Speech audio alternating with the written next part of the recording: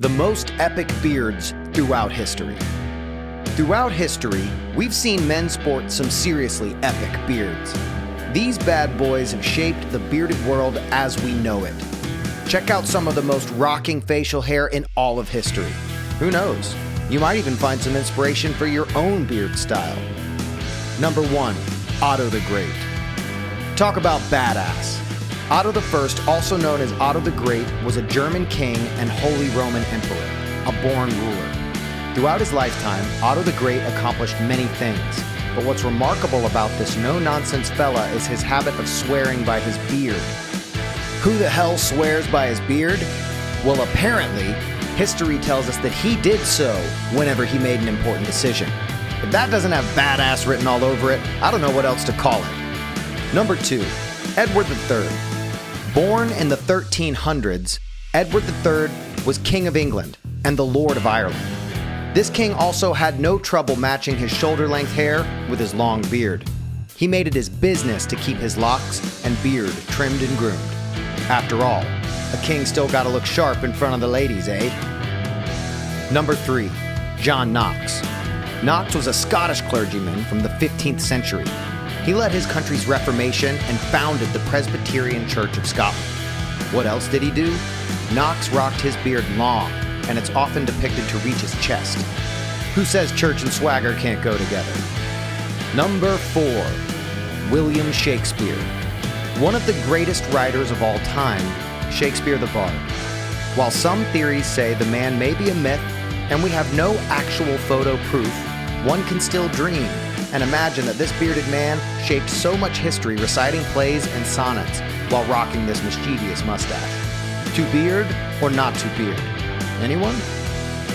Number 5. Pete Cooper. Born in the 1700s, U.S. presidential candidate Peter Cooper's claim to fame was the first steam locomotive in America, Tom Thumb. What he should have been known for was his badass, full-blown, and bushy beard.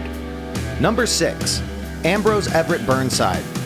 Burnside was an American soldier and a politician hailing from Rhode Island in the 1800s. Burnside was a railroad executive, an industrialist, and an inventor. He became the National Rifle Association's first president as well. Trivia: the term sideburns was coined from his family name. See that monster of a mutton chop on his mug? Now that's a legacy. Number 7. Charles Darwin. Darwin is famous for his contributions to science and the theory of evolution. He was born in England in the 1800s and worked as a geologist, biologist, and naturalist. Aside from his achievements, he also has one of the most famous beards in history. The man had some serious beard on him. He sported an abundance of snow-white beard, and that went past his collar, proving to us you don't need to make music to be a rock star. Number 8. Claude Debussy. Now here's a legitimate rock star. Kinda. French composer Debussy was born in the 1800s. Some of his famous work includes the Preludes and Etudes, and he is credited as the first Impressionist composer. It's no doubt that Debussy's full beard gave him that mysterious rock star vibe about him. He probably set the bar for them headbangers to follow. Whether he did it or not, he sure rocked that look. See what I did there? Number 9. Sigmund Freud.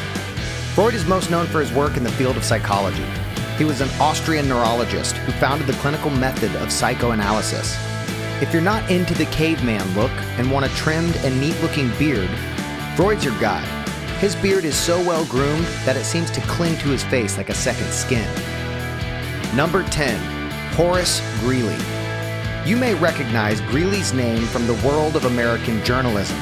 He was the founder and editor of the New York Tribune. Greeley also delved into politics and served as a congressman. He ran for president in 1872, but was unsuccessful. Greeley's distinct neckbeard is something that is hard to miss. Sometimes he would let it cover his collar, but other times he would also tuck it in. Quite a hard feat for a man with as glorious a neckbeard as his. Number 11. Franz Joseph I. Franz Joseph I was an Austrian emperor and a Hungarian king. He had the longest reign of his dual titles. And in European history, he is the third monarch to have the longest reign in any country. Though probably not as long as his reign, Franz Joseph I's facial hair is quite distinctive. covering everything but the chin. At least the man knew how to stand out. Number 12, George V. Like one of our previous monarchs, George V also held dual titles. In the 1900s, he became the King of the United Kingdom and the British Dominions. At the same time, he was also the Emperor of India. Check out the strong mustache and beard game this king had. This man's game was tight. Number 13, Abraham Lincoln. Lincoln was a lawyer who served as President of the United States.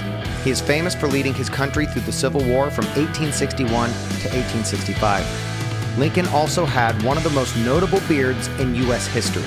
His well-suited chin curtain completed his brooding look. He once said, "There are no bad pictures. That's just how your face looks sometimes." Well, Abe, with that scruff, you definitely didn't have to worry about no bad photos. Number 14, Karl Marx.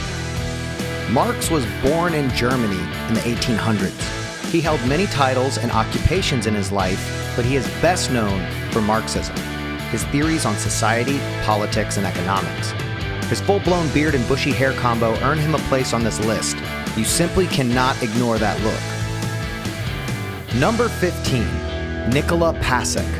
PASIC was a prominent Serbian and Yugoslav politician who led the People's Radical Party. He served as Prime Minister in the Kingdom of Serbia and the Kingdom of Yugoslavia as well. During World War I, PASIC was the Serbian Prime Minister. Number 16, Alfred von Tirpitz.